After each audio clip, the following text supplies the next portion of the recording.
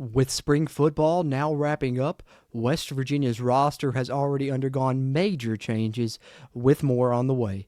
Let's talk about it.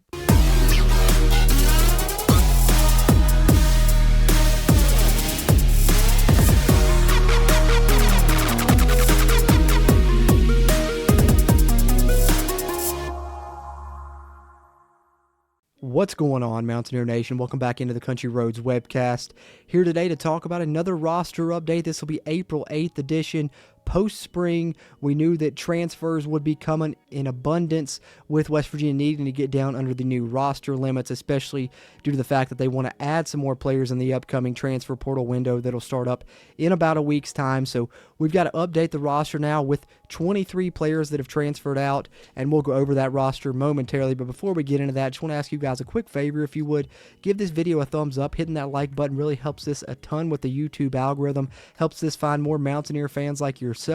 And if you are one of those and you haven't already, be sure to subscribe to the channel so you can stay up to date on this WVU football roster as it progresses heading toward the fall. There will be a lot of changes, and we'll keep you up to date on each of those here with future roster updates on the CRW. Throw your thoughts in the comments. Who are you hating to see that left the roster? What are you hoping West Virginia adds to help improve this roster? Before we get to the fall, anything you got there, we always appreciate those interactions here as we continue to try and grow the CRW community throughout Mountaineer Nation.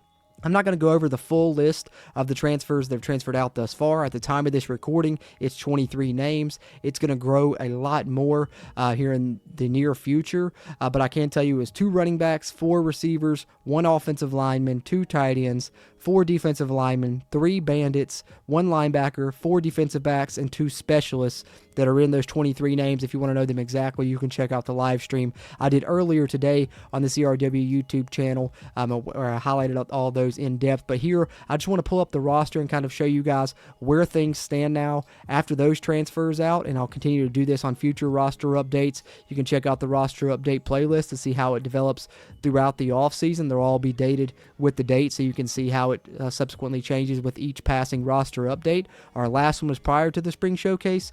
Now we got to do one following the spring showcase and these transfers. Let's look at the West Virginia roster. So I won't bore you reading every single name on the roster. You can pause it and look at each position if you like.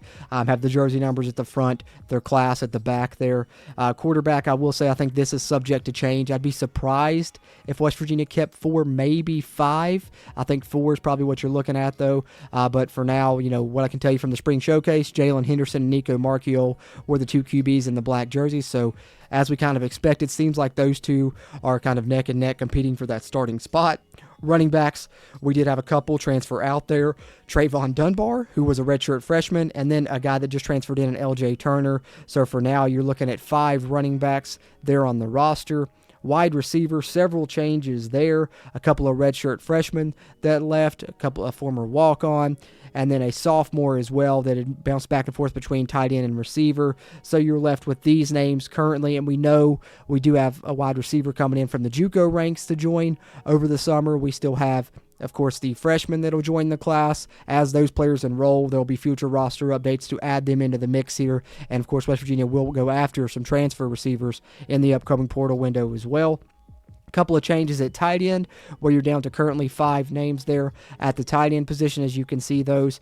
To me, looks like Jacob Barrick may be the one that's looking like he could potentially be first string. We'll see what happens transferring in from Jackson State. At the receivers, I think Jaden Bray and Cam Vaughn looked really good on the outside. Rodney Gallagher playing the slot looked pretty good as well, and Preston Fox is going to get some reps there. We'll see how the other guys mix in there moving forward. Offensive line, like I said, not going to go over all of these names. There was one change here, and that was Justin Terry moving out, which he was previously in the portal pre-spring, heads back into it post-spring. I can tell you, during the spring game, Nick Crave started at left tackle, Walter Youngbear started at left guard, Landon Livingston is entrenched as a starting center, Kimo Makaniole was at right guard, and Tykees Crawford was at right tackle. So I think these top list of the names, you can probably maybe throw Xavier Bosley in there as well, as he was injured. Those guys are going to be contributors, but they want to find some more depth there. So I think offensive line is definitely a target position. You'll see West Virginia go out and try and get guys at via the portal, and this list will change significantly, I think, by the time the fall rolls around in terms of the offense. Over on the defensive side, did have a few changes on the defensive line, including, an early enrollee heading out. That shows that no one's safe here with these roster limits being implemented. Early enrollees have left. Guys that just transferred into the program have left. But for now, this is what you're left with along the defensive line. Super excited about Jamori Robinson as a pass rusher. Getting Eddie V back as a graduate student's big. And a lot of, older guys I think will be the contributors here. Wouldn't rule out them adding another defensive lineman. I know we talked about in a recent transfer update that Cam Rice, a transfer from Ohio, is planning to be visiting WVU. His grandma is a longtime member of the support staff there in the football offices, so maybe that'll give us a leg up on his recruitment. Would love to add him into the mix here, but that's the defensive line as it currently stands. Like I said, all this subject to change with more guys transferring out, and of course as more freshmen enroll and other players that are incoming over the summer enroll, we'll update this list as well and give you future roster updates. The bandit position, only 2 names left, so you got to think pass rushers will be coming in. We do have Keenan Eck that'll join there at the bandit position in the future.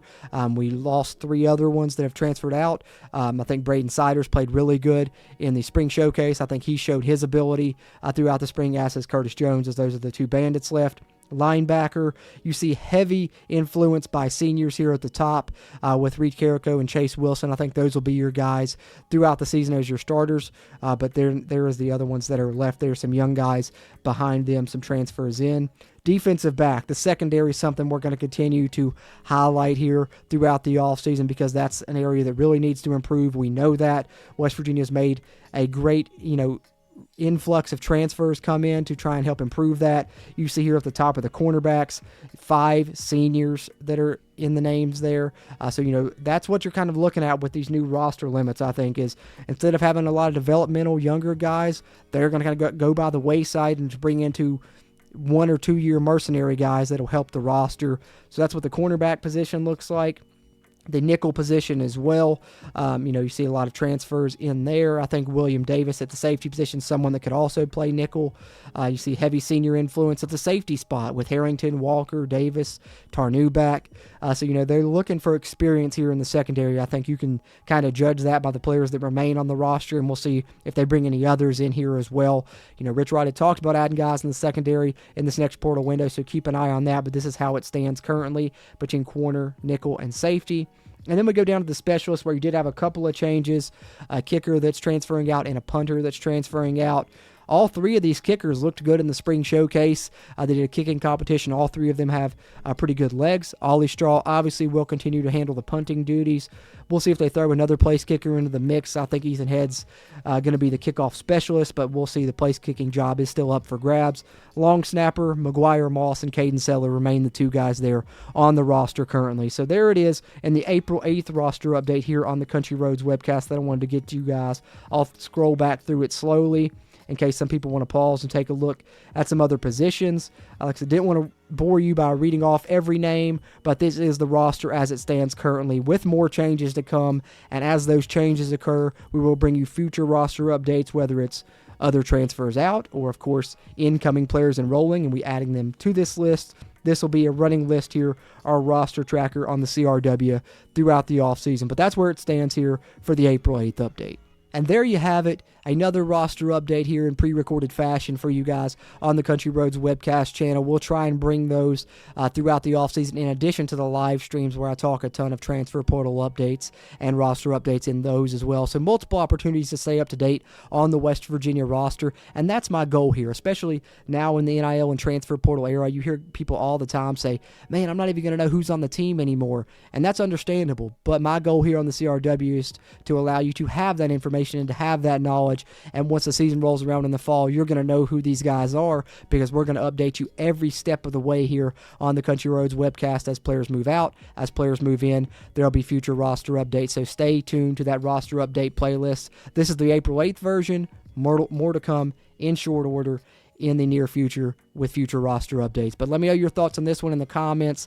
I always appreciate those interactions here as we continue to try and grow the CRW community through Mountaineer Nation. Another way you can help us do that is by hitting that like button, helping us with that crazy YouTube algorithm.